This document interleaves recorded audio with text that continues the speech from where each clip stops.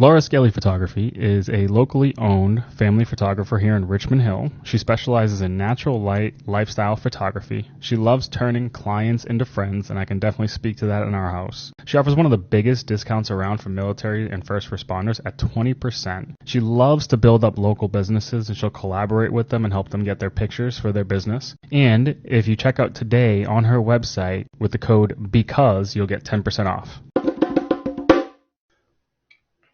All right, guys, welcome to the latest episode of the Because We Want To podcast. Jim here right now. What's that?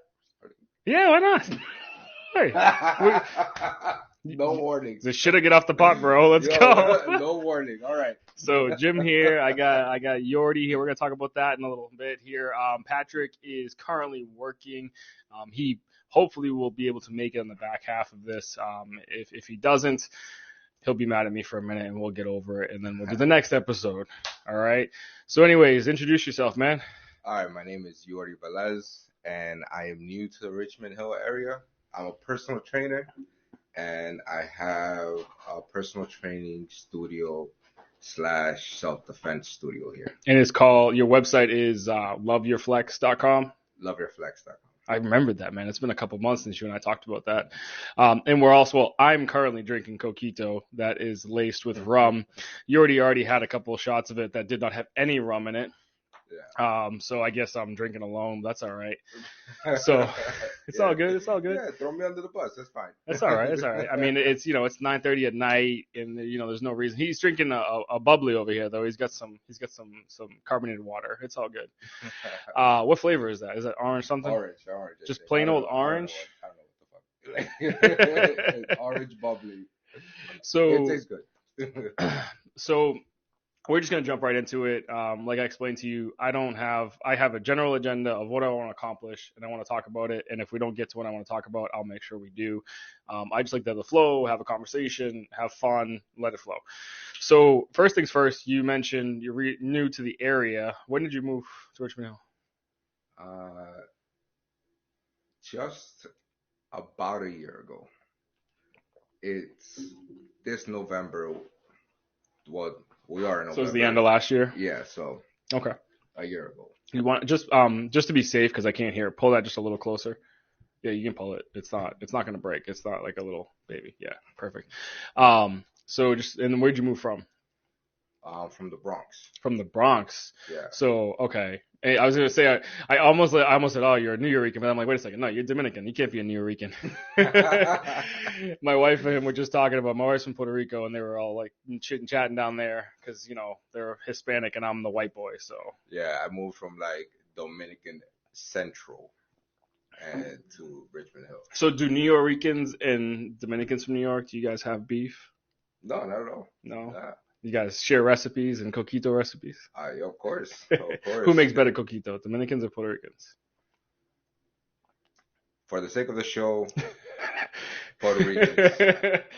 It's because she's listening downstairs right now. She can hear us through the walls. So Nicole and I went to the Dominican before Micah was born, pre-kid. And I actually have the bottle. I didn't even actually show it, but I have a bottle of Mama Juana.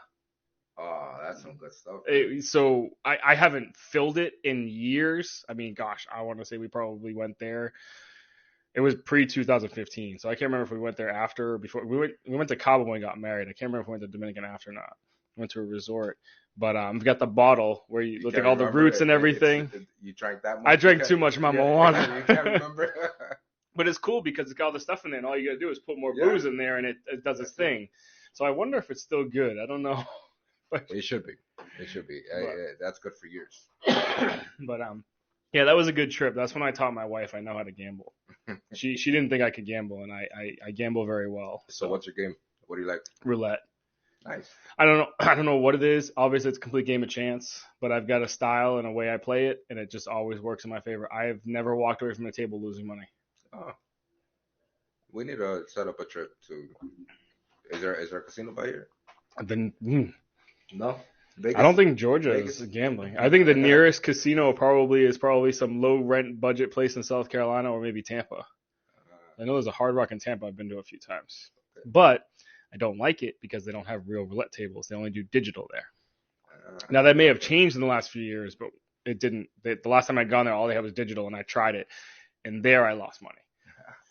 So, so we're definitely going to Vegas someday. hey, you know what? I'm down. I'm down for Vegas. So, did you start your business here, or is it something you've always had for a long time? So I've been a personal trainer for almost 16 years. I How's started. that possible? You look like you're 25. Yeah, I look very young. I look young. Yeah, I know. I get that. I get that a lot. um. So I've been a personal trainer for about 16 years, and the business itself started in New York before we moved here, Hmm. and then it really took off when we moved to Richmond. So, is it always been like your main job? Have you done it on the side? Like, how did you get the hustle going? Personal training, Yeah. it's always been my main job So you just kind of like went since all in. since I was 19. I didn't want to do anything else. Yeah, Yeah. that's fair. So so I started being a personal trainer because I grew up in an abusive home. Hmm. So I started working out because I wanted to get stronger so people don't push me around. And at the time that I started, there was a personal trainer. His name is Albert, which he is now my mentor. Hmm. He came up to me very frankly, told me, "You work hard, but you're doing everything wrong." And I was like, okay. So he took me under his wing and trained me. Hmm. And then after he trained me, he let me shadow him. So I saw what was like behind the scenes of personal training. And I fell in love with it. I didn't want to do anything else. So Hmm. since I was 19, sure, I've done other jobs here and there, Hmm. but since I was 19, it's been strictly personal training. So I noticed, I was checking out social media, and your stuff pops up all the time. Anyways, you're posting there because we're friends on Facebook, and your stuff's gonna always pop up on there. But I noticed you had a post. I think it looked like you had done it either this week or recently. Just asking your clients for feedback. You know the post I'm talking about where you posted Yeah, the I think I screenshots. think I think that was today. Was that today? Yeah. Okay. Everything just blends for me. So, but I knew it was recent. The coquito I didn't have any this morning. Don't worry. Um, so that was pretty cool that you reach out to your clients and get the feedback. And I didn't read all the details specifically, but I just I got the general gist of it. I'm like, that's really cool because my assumption, you wouldn't post it if they were like, no, you suck. I'm not gonna do this, No, But obviously the feedback from your clients is pretty good. So what made you ask those questions, and then what was some of the feedback you got? that is a question that I've always asked. I've always been a big believer of self-improvement Mm-hmm. and self-educating yourself. And so basically the question that I asked them was, have I helped improve your outlook of life and yourself? And if I haven't, please let me know what's missing from me or my training. And I just got all positive feedback. Like if you go on Google and you type in Love Your Flex, it's all 5 stars. Yeah. So I think it's not really because there's millions of trainers out there more educated Mm-hmm. and more experienced than I am. But I think it's because I really pour my heart into it and I really try to get you where you want to be. Okay. So, with that being said, I've worked with personal trainers in the past when I was younger, playing sports. We had trainers coming out. I had friends that were trainers at the gym, so they would, I would work out with them. I've done the CrossFit thing in the past, where it's a different kind of training and different kind of trainers, different focuses.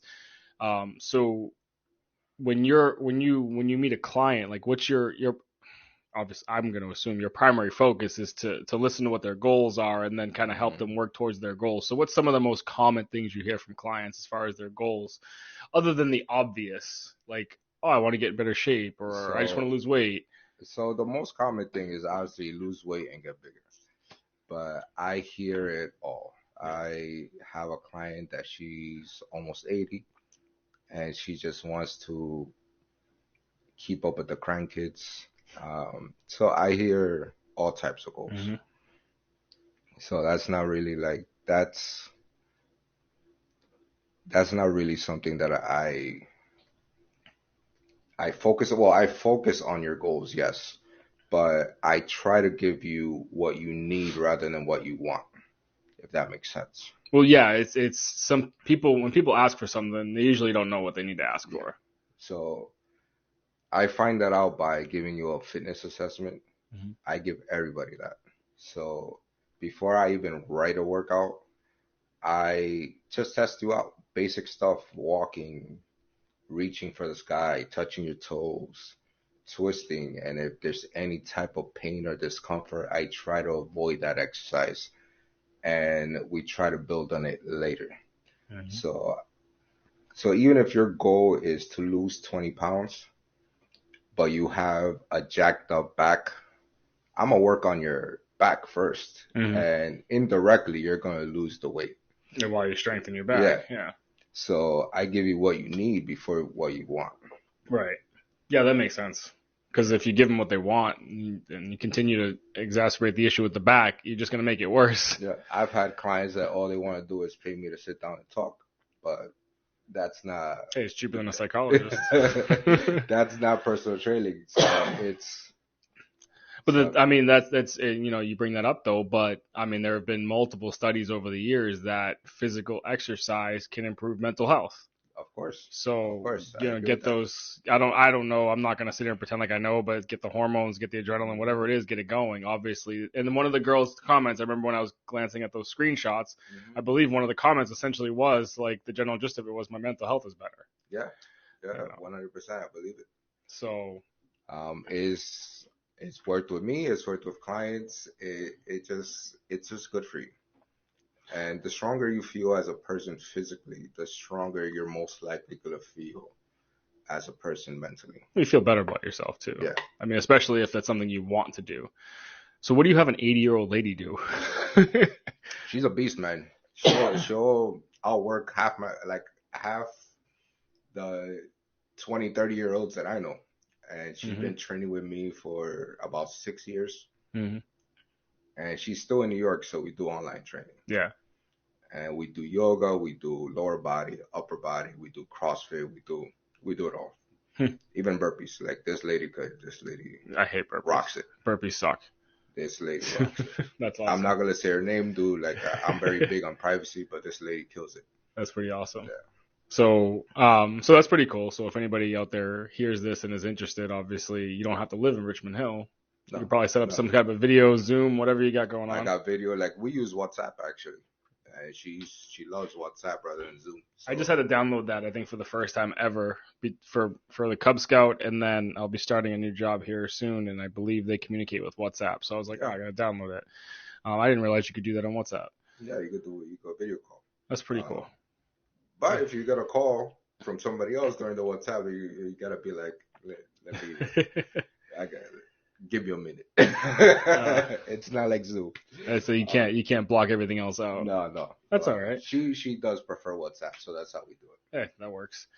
So you had mentioned earlier too, and we had talked about in the past about, talking about, anti-bullying and trying to, at least do our part to kind of have that conversation, and something that Patrick and I have talked about in the past about doing like a full episode on, and kind of want to just incorporate it when we talk to you, because you had a couple months ago posted on Facebook, offering some form of like self-defense, or was it, again, if I'm saying it wrong, please correct me, but it was some form of like self-defense or helping kids, fight against bullying. It's self defense, and it's not. It's like a bully defense class. Mm-hmm. It's I don't want to teach a kid to go out there and kick everybody's ass. Right. It's just as a last resort.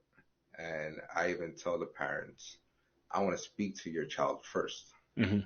because if I don't see that the maturity level is there, I'm not gonna accept them as a client. Yeah, you can't give them the tools to take care of the situation if they're going to use the tools incorrectly. Exactly.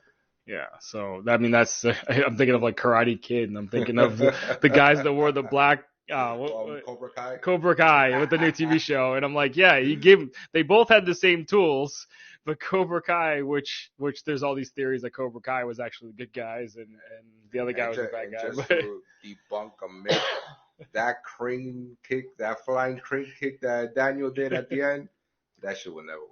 You would have gotten laid out. Yeah, you can't even like. This is where we go. You can't even like the Olympics.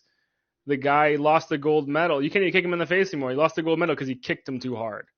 I didn't even hear about that. Yeah, it was. Taekwondo. Yeah, I don't know if it was. No, I think it was karate.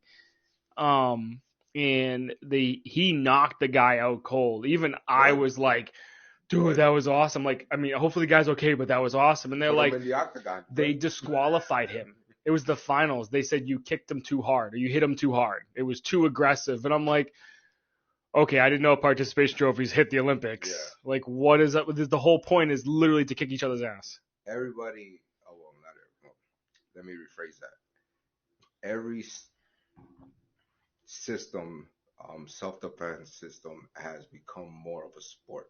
Mm-hmm. They just want to attract more people and more money and just make it safe and pretty. Yeah. And if you are in a martial arts school like I am, and they teach you legit stuff, you're lucky. Yeah. Because 9 out of 10 schools are just going to try to take your money.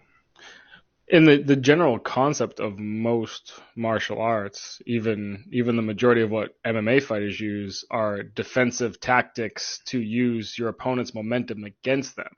Exactly. It's not offensive. Yeah. Exactly. The boxing and the wrestling is offensive. That's offensive, like in MMA. It's even defensive. You could take Floyd Mayweather. Oh Jesus, yeah. Floyd Mayweather. You could take Muhammad Ali. Best. You could take Mike Tyson. Best counterpunchers. Yeah. Best counterpunchers. And they'll take a punch just to open up that slot. But they're not really taking the punch. They're moving with the punch. So even though you see the glove make contact, they're already moving in that same direction. They're moving the same direction. Yeah. So every system bases everything on defense first, if it's truly for self-defense. Yeah. So you mentioned, obviously you mentioned like, you started working out when you were younger because, your household situation. So obviously you were being bullied in some fashion, but then you also talked about, now as an adult, when you go with these kids to work with them, you tell the parents you're going to talk to the kid first. So let's talk about both those scenarios. You talk to the kid and you realize that the kid is not prepared to learn the tools.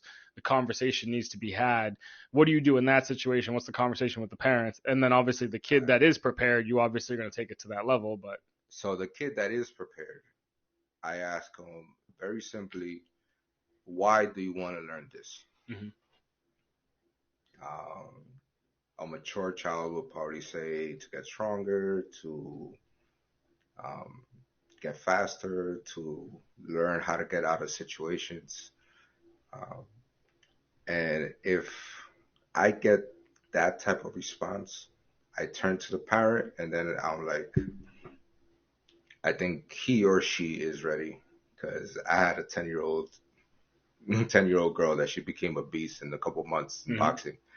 I turn to parent and I just tell them, I think they're ready. When do you want to start? But if the child says, hey man, I have this guy, or I have this guy who's always messing with me and I want to mess him up. Mm-hmm. I turn to the parent and I'm like, I can't. I'm not going to be responsible for that. That's a different kind of problem. Yeah. So I got bullied horrifically, like terribly as a kid. And I was so bad that I was afraid to go to school. And I got bullied because I have epilepsy. So the kids, they saw me have a seizure at school. And every day it was like, their mission to try to cause a seizure Mm-hmm. by kicking the shit out of me. And to a certain extent, I thank them. Thank you. Because I've become an extremely strong person through everything that I've been through in my life. Thank you. Because you have made me who I am. Mm-hmm. Um, but I don't want other kids to go through that. I don't want my son's 3. I don't want my son to go through that. Yeah. By the time my son he's 8, 9, 10, he's not gonna have a problem, but I don't want my son to go through that. So when I hear that, a few things come to mind. One of the first things that comes to mind is sometimes, like, I mean, we're about the same age, so we come from very similar backgrounds. I mean, I grew up in Boston, you grew up in New York, so it's not that far off. Very similar, even though we pretend to hate each other. But Extremely similar. sometimes it's just honestly the best thing to do. And I'm not advocating this, so anybody listening, like, no, I'm not advocating this. But sometimes the best thing to do is punch the bully right in the damn face. And I remember doing that. I don't know if that was the right answer at the moment, but the shit stopped. Yeah. You know, and then, you know, I also think of another thing that popped in my head. We could talk about both these points. Is I listen to Joe Rogan a lot, and he quoted someone. I forget who the original quote was from, but it was, "Hard times make hard men make easy times make weak men," and that cycle is legitimate. And I'm not going to get into the whole political debate or everything going on today, but if you make it, and I'm just saying, like, if you and I make it too easy for our son, then we might have a risk of making a weak man. And Exactly. so we got to find that balance. So how do we find that balance? Because, like, I don't want my son to be bullied. He's autistic and he has his issues, and I know he's going to get bullied. I've seen it happen already. He's only 6, and he doesn't realize what's happening. But my wife's like, you're being too hard on him. But I'm like, kind of feel like I have to be, so that way he knows how to take care of it. Yeah. So it's such a hard situation. No, I agree totally. My son is 3, so I have time. But one of the biggest weaknesses a bully has is their own issues of confidence. Oh yeah, 100%. So if somebody is actually trying to hurt you physically, is because they're going through some shit themselves. Mm-hmm. So the best tactic, and I even tell potential clients, is the best tactic is to just build up your confidence. It doesn't even have to get physical. Because once a bully, because all bullies, I don't care how old they are. Like they can smell weakness. I don't care how old they are, because adults get bullied too. Oh yeah. I don't care how old they are. All bullies, they smell weakness. Just go live on Facebook for 5 minutes. There's a bunch of trolls behind the keyboard. Yeah. And they go for the weakest and the least confident. Mm-hmm. So if you just brush them off and say, I don't care, bro. Like, yeah. I'm fat. Good. Yeah, I'm fat. I know. As there's stuff in the donut. They're gonna leave you alone. Mm-hmm. I get seizures, yeah. That was my mistake as a child. Like I let it get to me. Yeah. And I've been in countless fights, usually getting my ass kicked as a kid. But well, it's about controlling the controllables. Yeah. There's things you can control or do to help control your epilepsy, but at a certain point, it's uncontrollable. So just own it. Own it. That was my mistake as a child. I didn't own it. I saw it as a weakness. But now that I'm 36, it's my greatest strength. Yeah. It's the thing that gives me more sympathy and empathy for people. Mm-hmm. I could relate to somebody who has a heart condition or any type of condition. Be like, oh, and I share that with them. I am epileptic. Mm-hmm. So it gives me that extra factor of empathy that a lot of trainers don't have. I try to own my issue too, and I just tell everybody, hey, I'm just an asshole, so just deal with it. But it never really works the same way. You know, like I've been called worse.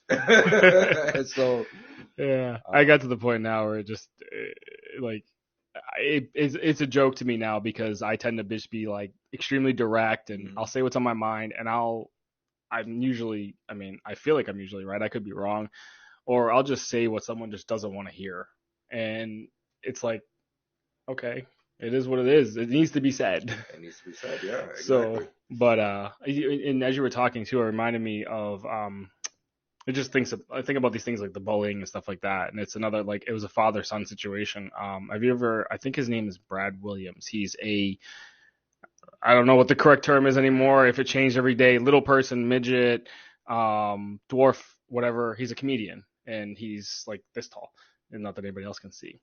And his parents are regular sized people. I am terrible with names when it comes to like celebrities. Oh, okay, but he's funny. Okay. I'm pretty sure his name is Brad Williams.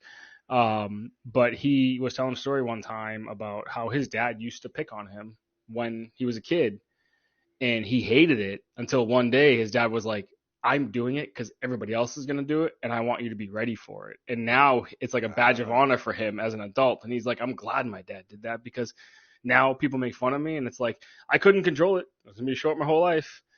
Shit happens, and my dad prepared me for it. So everything I heard, he's like, I already heard that shit. I don't care. Yeah. You know, and it was like, okay, I kind of get where, and that's stuff like that. When my wife gets hard on me, when I'm trying to love my son but be hard on him so he can be prepared for these bullies. Because even if he wasn't autistic, he's going to get bullied. Every kid gets bullied. Every kid at some point gets bullied. It doesn't matter if you're the most popular kid in school or the least popular kid in school. It's just about preparing them. And you hear the stories about, you know, kids around here sometimes, and it's just frustrating. And then there was... Yeah, well, hold on. No, go ahead. I grew up poor, like, or humble. Mm-hmm. Doesn't matter how. Well, I mean, were you government cheese poor or store brand macaroni and cheese poor? No, I was government cheese poor. We were on because there's a difference there. We were on Wix and the EBT and the whole nine. Yeah. And where I grew up is the inner city. Like you said Bronx, right? Well, I lived in the Bronx the last 6 years. I grew up in Jersey. Okay. But I grew up in a little town called West New York, which is literally west of New York. Like the river's there and I could see New York. Mm-hmm.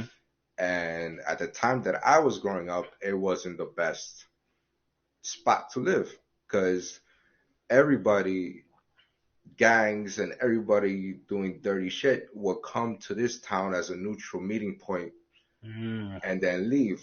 Like I literally as a child lived across the street from a crack house.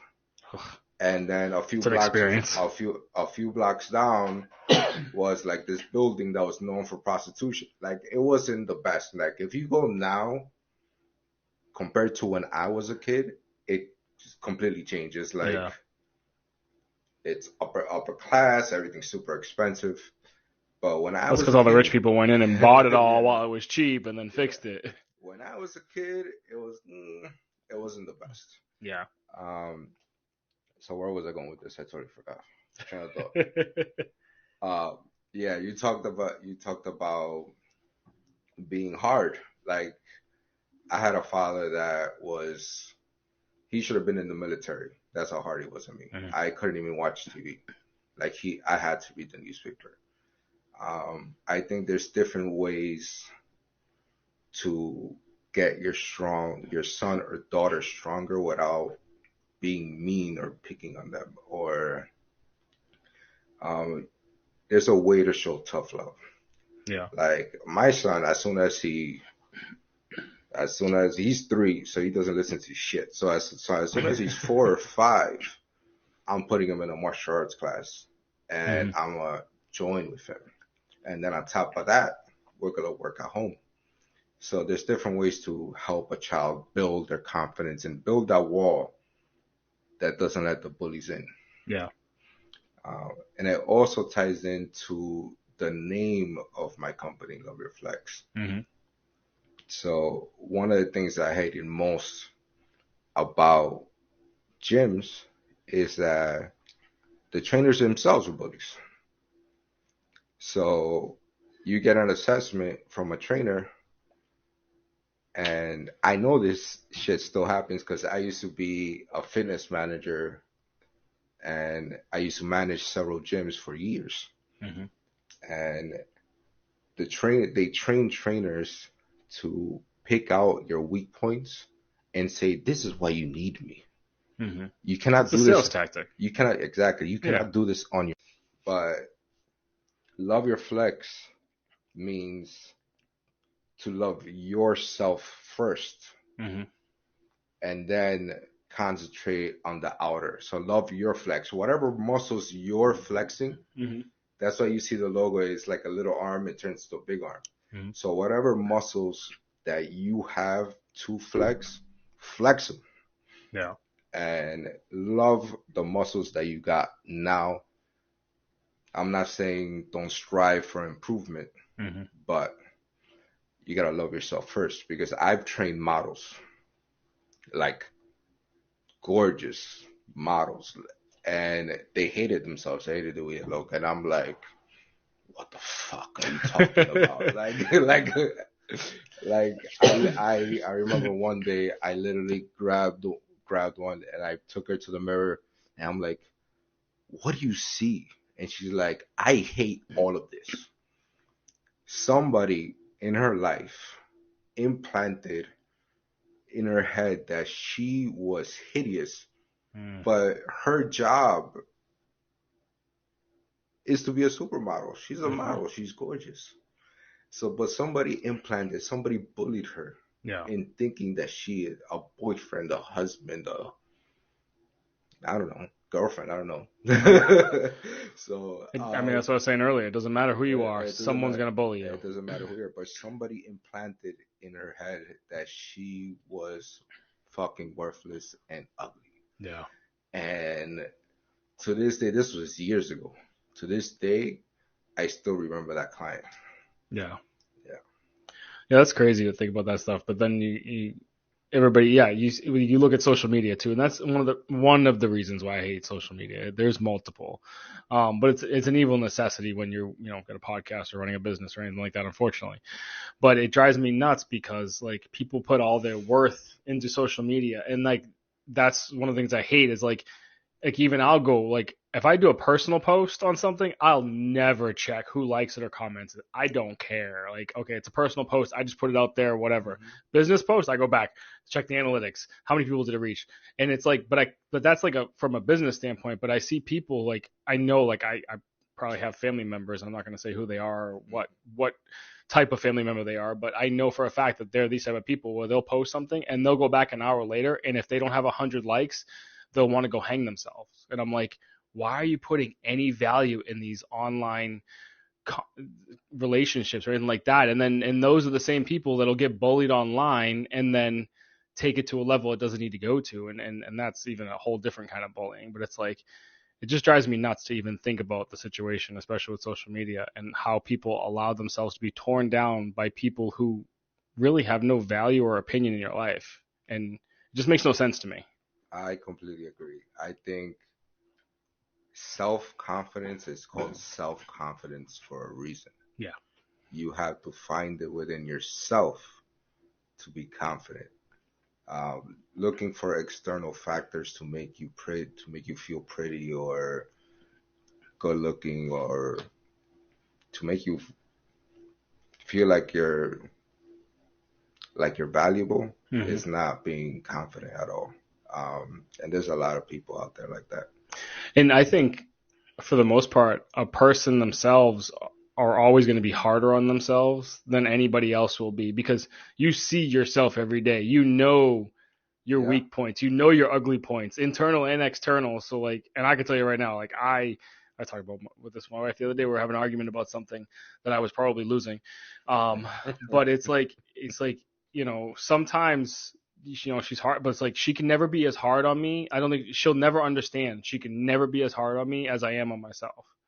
And that's probably my response half the time when I'm upset or angry. It's like, it's because I'm already saying everything you're saying. I'm saying it to myself, so I'm just hearing it again. It's just frustrating kind of situation. Yeah. Not that she's bullying me or anything, but I'm the same way, and I know I shouldn't be because I'm the guy. I'm the personal trainer. I'm the guy who motivates you. mm-hmm. I shouldn't be my own worst critic. Like if you take, for example, if you take this injury you see here. Mm-hmm. I, Can you straighten it? It looks like you can't straighten it all I the way. can't. It's basically a stiff finger. So long story short, it had to get reattached, and I blew up. I gained like 40, 50 pounds, and I am my own worst critic. I look at myself and I'm like, fuck, I need to work harder. Mm-hmm. But everybody around me, clients, etc., they're saying, wow, you're looking great. You're losing weight again. And it's like, you're looking really good.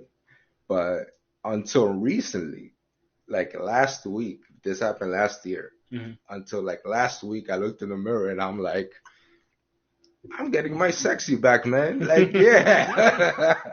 It took me that long to like figure out like I should celebrate little victories. Yeah. Like when this happened, I couldn't do a push-up. I couldn't do one. Shit. Yeah. Now I can. Now I could do dips and pull-ups and things like that, and I'm celebrating those little victories. Yeah. And after every workout, I just have the biggest smile on my face. So everybody is their own worst critic. So you mentioned motivation, and it's kind of funny that you mentioned that because that's one of the conversations I was having today with somebody. And it's, to me, it always helps to have someone there to kind of cheer you on. But to me, I truly believe that motivation comes from within. Someone can't, I don't believe, and you may disagree completely, that's fine. I don't believe someone else can motivate me. I believe someone can push the buttons necessary to get the motivation from within me to turn on. But to me, motivation is a longevity tool, not an instant tool. And you as a person can only motivate me for an instant. I must motivate myself for the long term. You get what I'm saying? I agree and disagree with certain things. That's fair.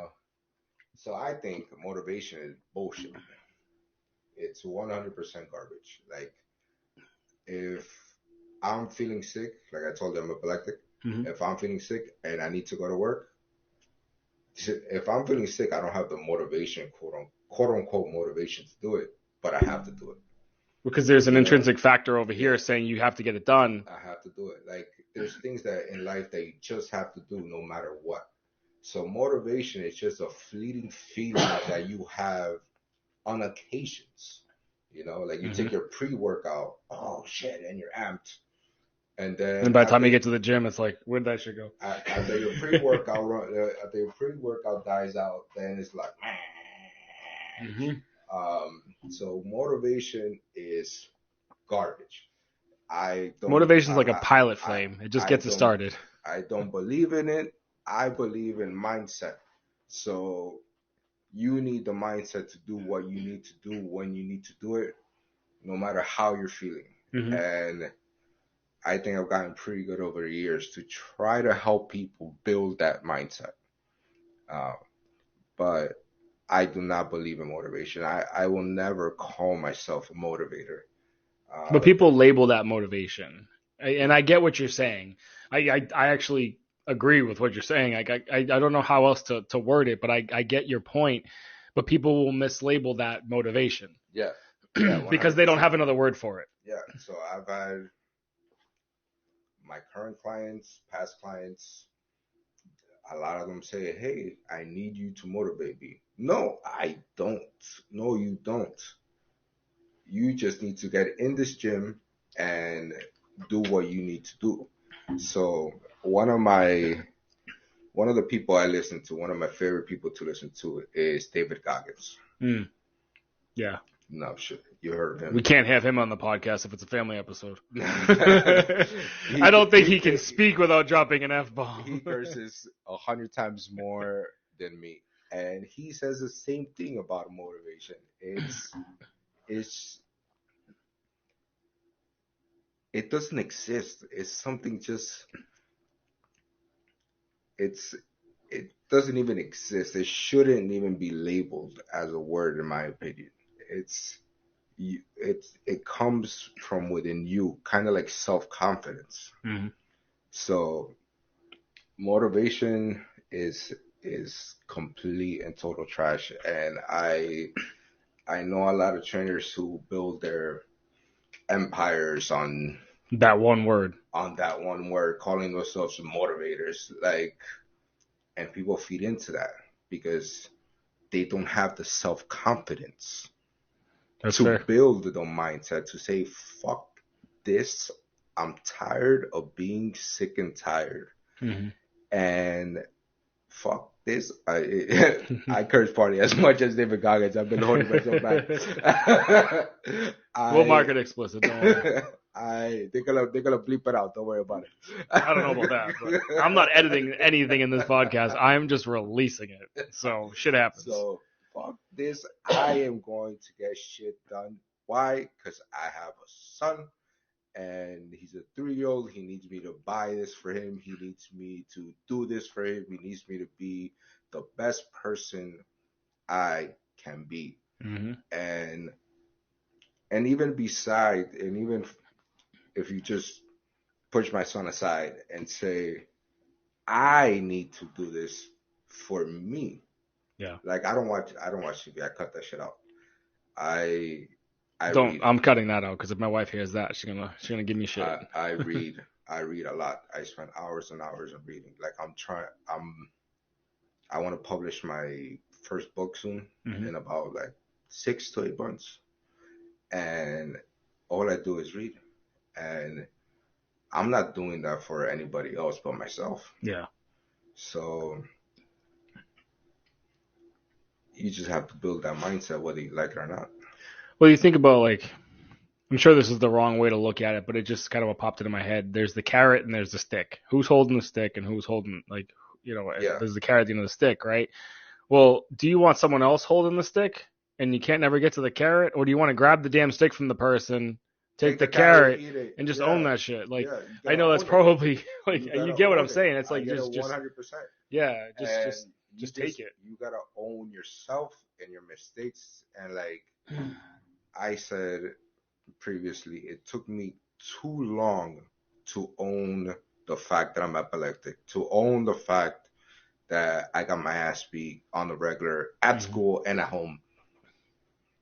It took me a long time to own that, but I'm an incredibly strong person because of that. Mm-hmm. Like I don't complain about shit. Nothing phases me. It's just let's do what I need to do to make my life better. Yeah, and it's funny. Nicole and I, my wife and I, have talked about this, and I've talked about it over the years. And I went through a lot of shit as a kid, like a lot, and she knows most of it. And it's like, you know, most people in my situation, I think my family has even said it jokingly, and it doesn't bother me. It's like they're surprised that I wasn't the kid that became an alcoholic or a drug addict or killed myself or anything. And it's like, but then there are days like now where like I feel like I hang on to it, and I'm like, and it's all because I was bullied or taken advantage of, or certain things happen that should never happen to a child. And it's like, and those are all forms of bullying, to be honest, in some form or fashion. And it's like, you're right though, but it makes you stronger. It makes you who you are. I wouldn't be, and I've been in a bit of a rut personally. I mean, it is what it is, for certain reasons, but I wouldn't be driven. I wouldn't feel like I've been successful. I wouldn't had successful careers with, and have been successful at my jobs or had these opportunities that have lined up for myself if I didn't go through all that shit. I do believe that at some points. I agree with you. Like I wouldn't be living in this beautiful town if I didn't go through all the shit I've been through. Yeah. And let me just ask Richmond Hill a question, man. Like for real, there's a genuine question. Like if you grew up the way I grew up, like you're expected to fight and you're almost expected to be bullied. But I look around, Richmond Hill is gorgeous. Mm-hmm. Richmond Hill has the resources, has the money, had that grit. Like I know they have the money. They just raised my property taxes. That high school has, I don't even know how many sports. Mhm. You know, like my high school had the basic sports like baseball, track, football. That's it. Yeah, they have a good amount for a small town. Because I Yeah, went to a D1 school. We had everything. yeah. So they have countless sports, countless activities. Because I speak to parents, Yeah. and in my head, I'm like, why the fuck are kids bullying other kids? Fucking look around you, man. Like, I was afraid to go to school, man. Like, My first day of high school, I had just moved in with my dad that summer. My first day of high school, I was supposed to go to a private school, and I ended up having the situation happen, couldn't happen anymore. So I ended up getting put into a public high school in the new city. First day of school, I watched a kid stab another kid in the neck with a screwdriver. I had just moved from a little ritzy town, like, I shouldn't say ritzy, I'm sorry, but a little upscale town just like Richmond Hill in Massachusetts, to a big city, and watched a kid get stabbed in the neck. I was like, that doesn't uh even surprise me because I've lost friends feel like that happened every day. that I've lost friends who've gotten shot in the face. Yeah. What was it, like a week and a half ago? I was in New York and I lost a friend to a fight. That He sucks. was still caught up in the life. Like I used to sell drugs. Mm. I used to smoke weed every day, like the song. But Hey, and hey, hey, yeah, hey. yeah, yeah, I love that You know the song. Get out of here. song. Come on, we're 90s babies. We know. But um, I was always good friends with this guy. And it's funny enough because when I first started a grammar school down there, uh, at PS number two, on my first day, Sorry, New York has the numbers. yeah, on the first day, this kid, me and this kid go at it. The kid that you ended up Yeah, becoming friends with? yeah, Yeah. go at it. That's usually And how good friendship starts. and I wailed on him, and then he wailed on me, and then he ended up getting 3 or 4 other cats. That's a New York slang. 3 or 4 other people to beat on me too, and I ended up respecting him, and he respected me, and we saw each other. We literally lived a block away, Mm-hmm. so I saw him every day, no matter what. We went to the same school, and he was my age, 36, and tragically, his life was ended because of a fight, and they're doing an autopsy on him because they don't know if it was on purpose or on mistake. Yeah. But all the family knows is that he got into a fight, and then he ended up dying. But that's why my question to you, Richmond Hill, and the kids here, like, look around you, man. Be grateful. Like you should wake up with a fucking smile on your face, man, and go to Yeah. school skipping. You should fucking skip to school. Yeah. Like be happy as. I Like the way I think it though is it human nature is human. It doesn't matter where you are. It's gonna stuff like all that stuff's gonna happen. But then, and I don't want to. The quick thing is, well, the parents need to do better. Listen, I'm gonna tell you right now. Parents don't control everything, but I'm not saying that the parents couldn't do more. Sometimes parents ignore the signs. Sometimes parents teach their kids and they think it's okay to be that way. Sometimes they teach their kids unknowingly, and it's like, yo, pay attention to the signs. Or when the teacher calls you or the principal calls you or whatever they call it at the high school and explains the situation to you, don't be the parent that just goes, yeah, okay, whatever. Like, have the conversation with your kid, whatever side they're on. I agree with that, but ultimately it's up to the child. Oh, absolutely, The especially in bu- the high school age. the bully and I don't know what you call it, the bully, the one being bullied. If it's not a word, let's make it. All right, the bully. Bullier and the bully. So it's up to them, and it's up to the child. Let's say the child grew up in a rough household like I did. Mm-hmm. It's up to him or her to not bully somebody Yeah. and just not make um, another child's high school experience trash because your life is trash. It's really like it's up to you, man. Like like if the kids themselves could change it within themselves, kind of like I was talking about self confidence, Yeah. we I wouldn't post anything about bullying or bullying Hmm. classes. I didn't even want to do that. Like It'd be awesome if you didn't have to. yeah, it'll be awesome if I didn't have to, but I feel like I have to in Richmond Hill because I'm gonna tell you a story. I used to train a 15-year-old to box, Mhm. and this girl got good, right? This girl, I'm just patting myself on the back real quick. But she came one day and she was crying and she like, my friend died. And it was a kid in high school that also had epilepsy and he Mm. got into a fight because he was being bullied because of epilepsy and he caught a seizure and died. Mm. So what the fuck, Richmond Hill? Like it's like I want to just go to that school and just be like, what the fuck is going on here? Like, like look around you Hmm. guys. Like Yeah. seriously, there's people out there in this world. Not, and I don't even have to like think about across the world. There's people in this country, in this state that have fucking nothing, Hmm. and they're happy than a pig in shit. That's a southern thing, right? Yeah. It's That's happier a, than a pig in shit. yeah, Yep. yo, and they're happy and they spread their joy and happiness. There's people out there who are getting abused regularly, Hmm. more than what I was, Oh yeah. and they're still happy and they're still spreading joy. So it's really up to you. I don't want to do these bullying classes. It'll be great if I don't, but it feels like Richmond Hill has a need for it. Every community has a need And for it, unfortunately. I don't understand why. Yeah. Maybe because of where I grew up and how I grew up.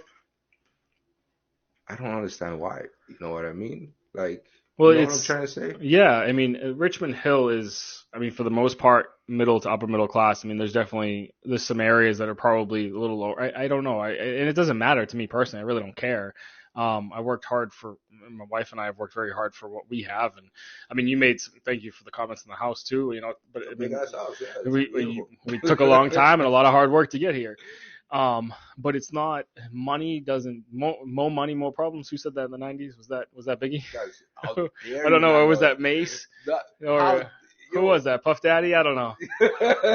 Sorry, Boston were into rock. You were more into hip hop. So No, no, that was Biggie, was it man. Biggie? That Okay, was all right, Biggie, all right. man. It's But fine. the thing is like it doesn't matter. It's still human nature to lack confidence. It's still human nature to want to make yourself appear to be the reason most of the time why bullies bully is so that way you pay attention to that person's problems and ignore mine. Yes. So it's like Yeah. that's why bullies bully. Yeah. Bullies bully for other reasons too, Oh, but yeah, yeah, absolutely. but I totally agree with that. I mean, that's my experience. I mean, and the thing is like it's weird because I was bullied and I was always the kid because I was always the new kid. That's how often I would move, and I would always just try to make friends with everybody because I'm super introverted naturally, anyways. So I'm just like, let me just be friendly with everybody, but like I'd rather go sit at the lunch table by myself than deal with all this. But hey, if you need something, you want to talk to me, you can come talk to me. I don't care. And it would be the point where someone from one group that didn't like me for whatever reason would bully me, and then another person from another group would take care of it for me. So I was like, oh, that worked out for me. Until one day I had to start taking care of it myself. It's Okay. just but I mean, the problems here, it's like it sounds. I mean, it sounds like we're trying to say, well, people have money here, or this is a beautiful community. There shouldn't be bullying. There shouldn't be bullying anywhere, but there's going to be bullying no matter what. Whether it's a person that makes below the poverty line minimum wage or a person that makes $100 million a year, there's gonna be bullying in schools, and it's just aggravating. Yeah, and it shouldn't be bullying anywhere. I was speaking to a parent not long ago, and she told me that one of the main reasons, I don't know if this shit is true, but one of the main reasons that there's bullying in Richmond Hill is because of your last name. Oh, the people that have been here for a while. Yeah. So like the people who've been here for a while, the people who have the most money are their children are the ones doing the most bullying. And she could be wrong and I could be wrong. So I don't want to set that like But that could be her internal yeah, experience. yeah, that could be funneled towards her. Yeah, that could be her experience. So I don't want to send that message out there to like everybody. Like, but that's what that one parent told me, and I was like, what the fuck? Like, are you serious? And that was actually my like reaction. Like, Yeah. are you serious? Just cause that, and like it has to stop. Like I wish I had a magic book and a cast a spell on the whole nation and make the kids fucking love each other, but I don't. I wish we'd do for kids and adults, because lately it seems like people need to get their heads out of their asses. Yeah, but I don't. Like, it's really sad. It's sad what I went through. It's sad what other kids in my neighborhood went through. It's sad what kids in this neighborhood are going through, and I think that we need to find a way to stop it. Oh, 100% agree. Like, I don't know if like the problem is it's never going to stop, but can you mitigate it? Can you shed light on it? Absolutely. It's when people try to pretend like it doesn't exist, that's when the problems get worse. But back to something you said a few seconds ago, or something I said, speaking of heads up their asses, Patrick just walked in. Is your head out of your ass now? Yes, it is. So we're gonna take a break, 5-second break here. It's gonna feel like no seconds to you guys, and Patrick's gonna hop on with us. All right, we're back. I promise you, no seconds. Patrick's gonna edit that like it never happened. So, anyways, you are. Oh, that old shit. They heard it. Huh? No, they didn't hear any of that. The last 10 minutes never happened. So, anyways. So Patrick was able to make it. He's off shift. He's here. He'll add his 2 cents. Still here with Yordi, of course. So we've talked a little bit about your business. We've talked about what you do, why you do it. We've talked about the bullying. We've talked about the community. Let me ask you this, because I didn't ask you this, and I tend to always ask this question: is why did you decide to move to Richmond Hill? Well, on a straight up answer, I was actually gonna move to Atlanta first. And then my family and we just took a detour towards Savannah. We fell in love with Savannah, and we ended up living there first for a couple months, and then we came to Richmond Hill. Okay. But from the Bronx to Atlanta, we moved because of COVID, and everybody's so close together and like living right on top of one another in those buildings, that we're like, let's just get the hell out of here and go somewhere with more space. So that was actually the reason why I moved down here. Yeah, I actually had a friend who actually just moved. She was living upstate, and her husband, and they had their baby. It was a born COVID baby, and they just wanted to get, even though they weren't actually in the city, they just still wanted to get out of New York just because all the people there. So they, they moved to another state that's almost just as popular, Florida, but they want to just get out of different kind of popular. Yeah, right? No, I get it. Because we were living at the Bronx in the moment, and we were just squeezed in, like there's no space for anything. You could hear your neighbors do everything. And it's... Do you guys have the shared walls and stuff too? Some of those places? No, our apartment was pretty big because it was like a pre-war building. So those old buildings have big apartments. But once you get out and you try to walk through the street, it's so crowded. And half the people don't want to like wear a mask or anything like that. So we're like, let's just get the hell out of here. Yeah, that's fair. Well, it's cool that you guys were in Savannah, and obviously probably just through attrition, just being in the area, you found Richmond Hill. It was 100% luck, because our goal was to stay in Savannah. And then we were just driving by this little town that we had no idea what it was about or what it was called, nothing. And then we saw a for rent sign, and I knocked on the owner's door, walked in, talked to him. Within a couple of days, we were living in the house. So it just worked out. That's It pretty was awesome. it was kind of like meant to be. Nice. Yeah. So, once you were doing that, obviously you were kind of already. You said you were doing some of the video calls with some of your clients up in New York when you guys moved. How did you get the ball rolling again? Did you try to get the ball rolling in Savannah, or did you kind of wait till you got settled here in Richmond Hill and decide to get the ball rolling again? And when you finally did get the ball rolling, what was your plan of attack? What did you do? Well, I tried to get the ball rolling in Savannah because I lived in a complex that had a gym, and I was like, all right, cool. All right, I go train people here. And I just started spreading the word and giving assessments to people and giving free sessions to people. And I got my first few clients there. Mm-hmm. And then when I moved to Richmond Hill, this happened, my accident, and it slowed me down a lot. And I lost basically everybody.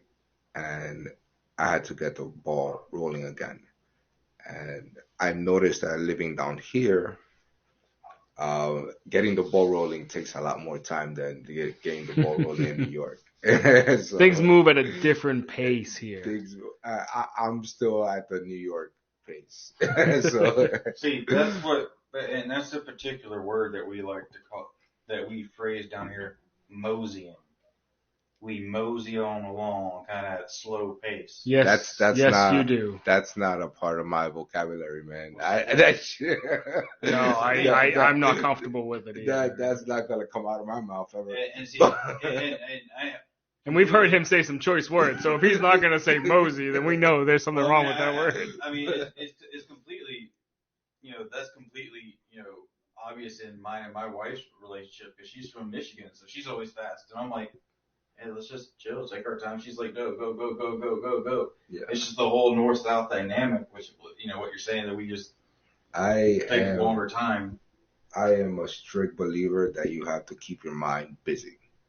I can't even say that word. Whatever that word, I can't.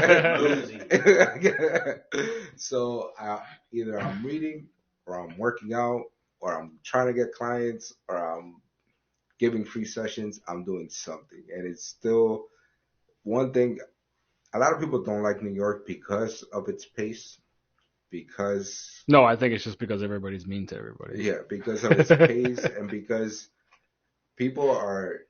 I think people in New York pretend to be busier than they really are, and they kind of distance themselves from other people and kind of be assholes to people. But working in that pace, because 99% of my experience personal training has been in New York.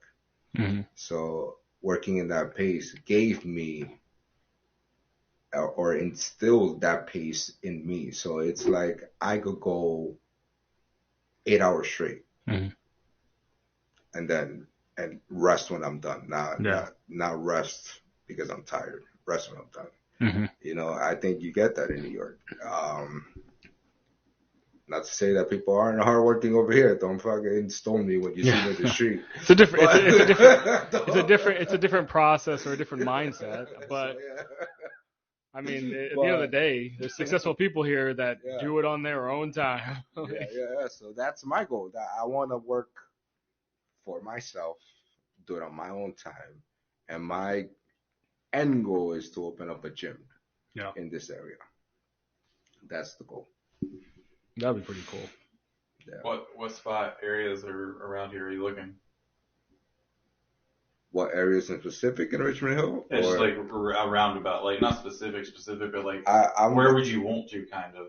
I'm not really looking officially yet.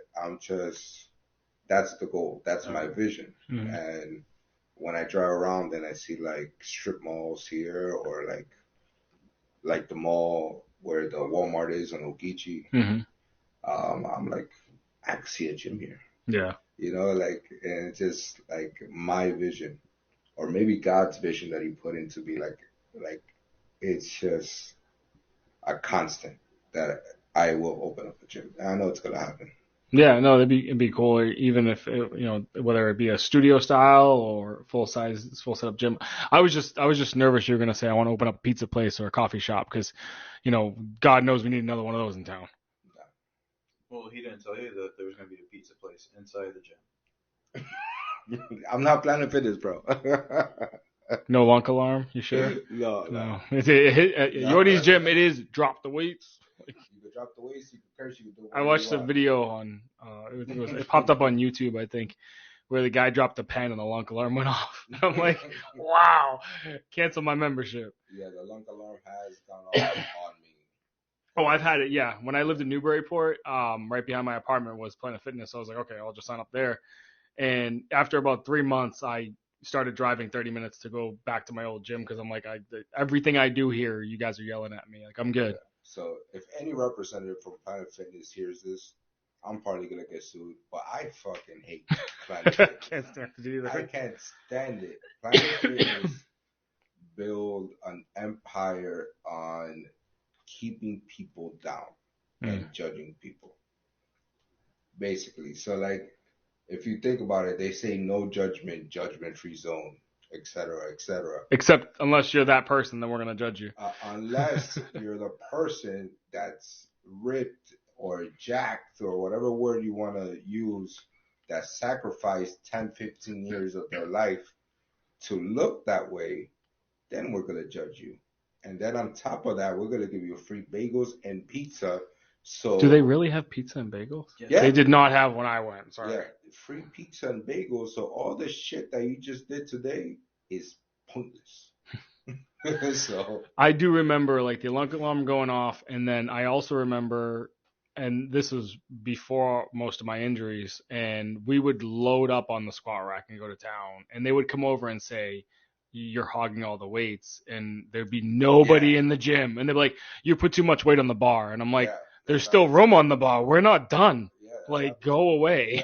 Yeah, let me work out. So like when I open a gym, it's a gym for everybody. Like however you work out, that's on you. Like I'm not gonna just don't kill yourself. Yeah, don't kill yourself in the gym. Well, I work out with pizza, so are you gonna provide my equipment?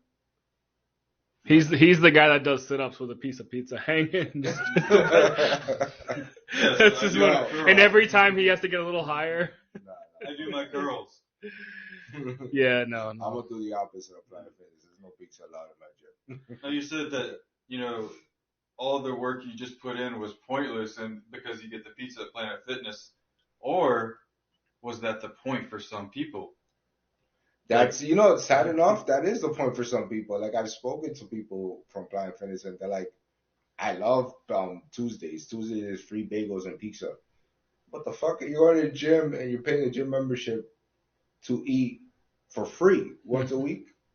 Like, okay, I'm the fact. That's when they say okay? they said The Rock eats pizzas. Yeah, he eats 10 pizzas in one day, one time a year. like that doesn't count. Okay, but see, like you're talking to the fat kid in the room. Okay, I'm sorry.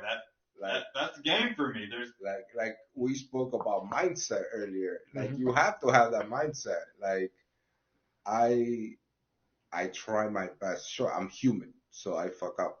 But I try my best to eat right and to work out twice a day, every day. I try my best. And you have to create that mindset of just trying your best.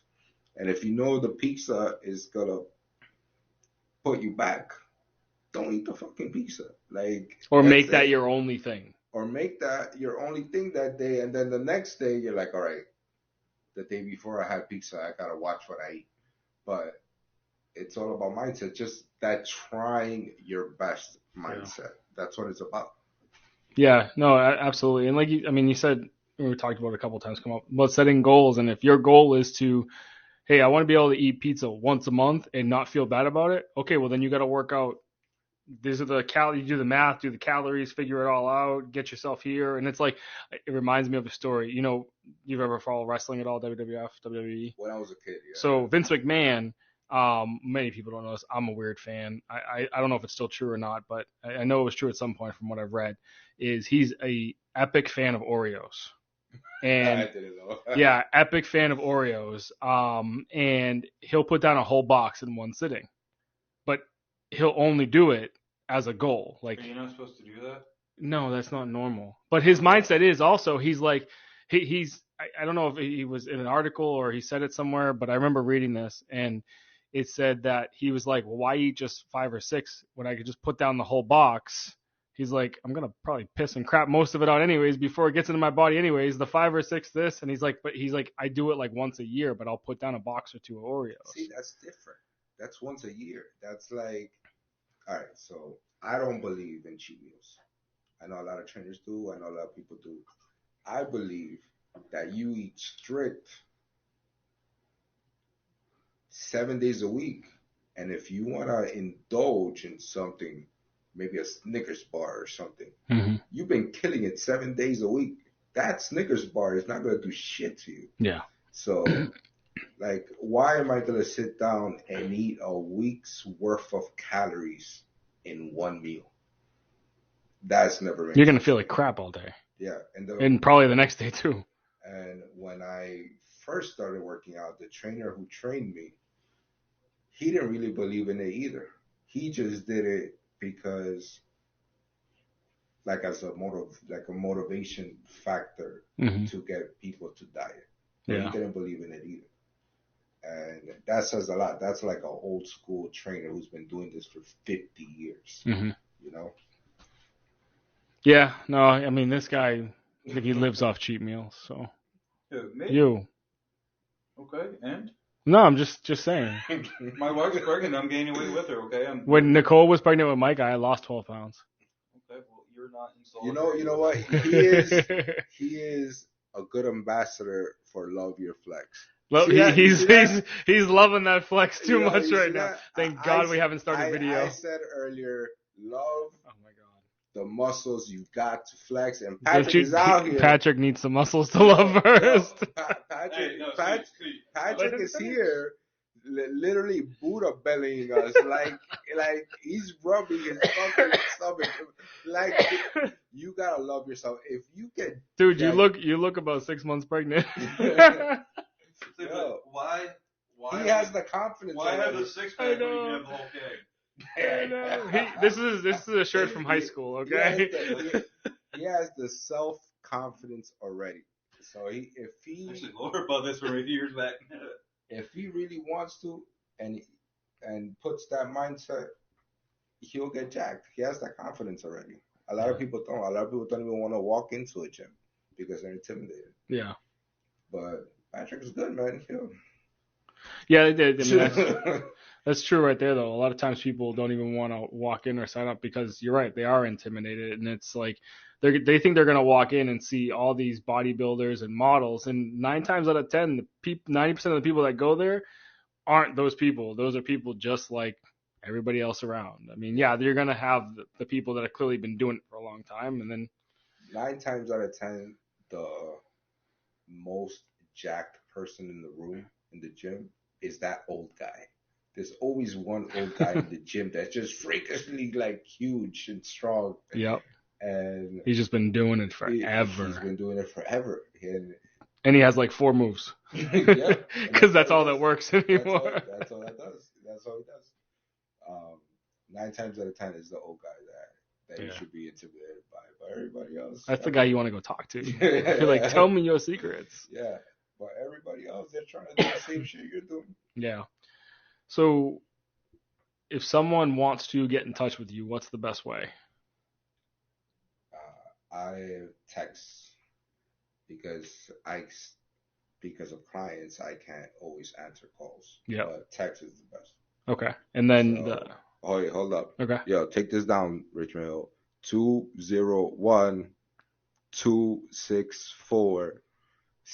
201-264-6930. I will repeat.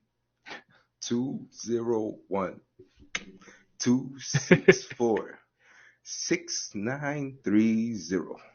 And if you didn't get that, little button to the left of the pause button right now, it can go back 10 or 15 seconds and it'll repeat that whole thing again for you.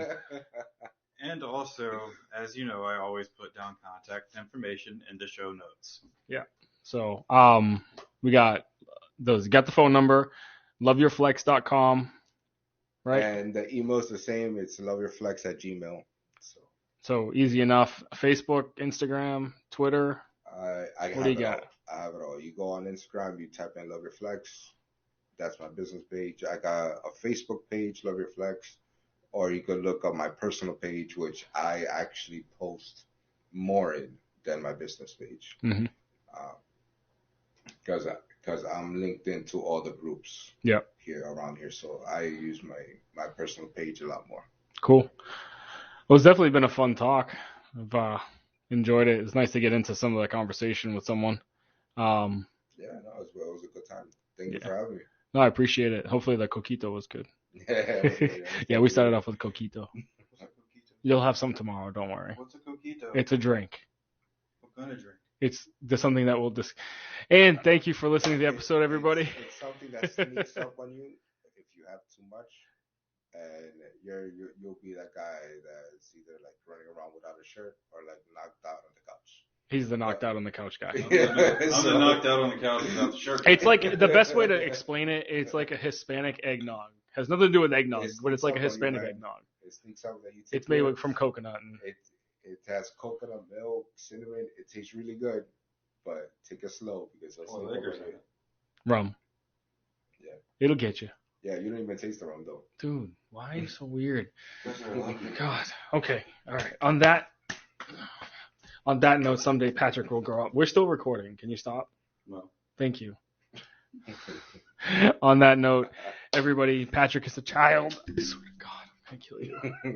Patrick is a child. This has been the latest episode of the Because We Want It podcast. So get in touch with Yordi. Reach out. Work out. Jim, I am thankful for you.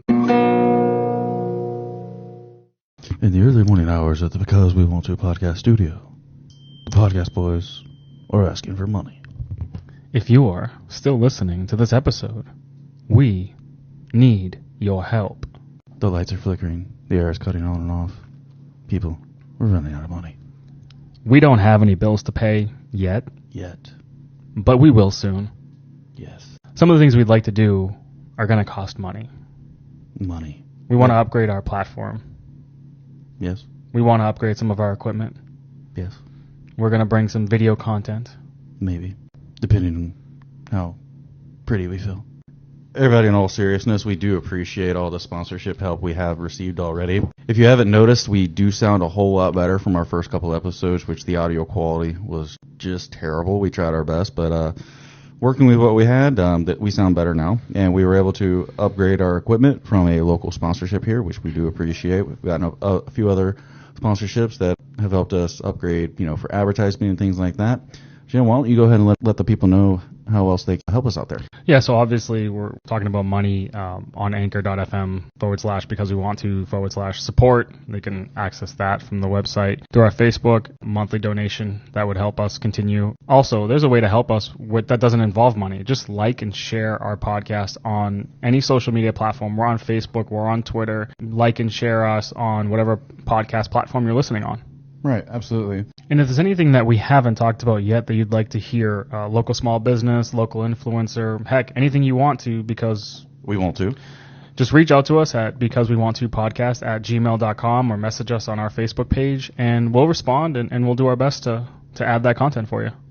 Absolutely. All right, that's enough talk about money. We just want to go ahead and thank everybody who has helped us so far. Thank you. Oh, thank you.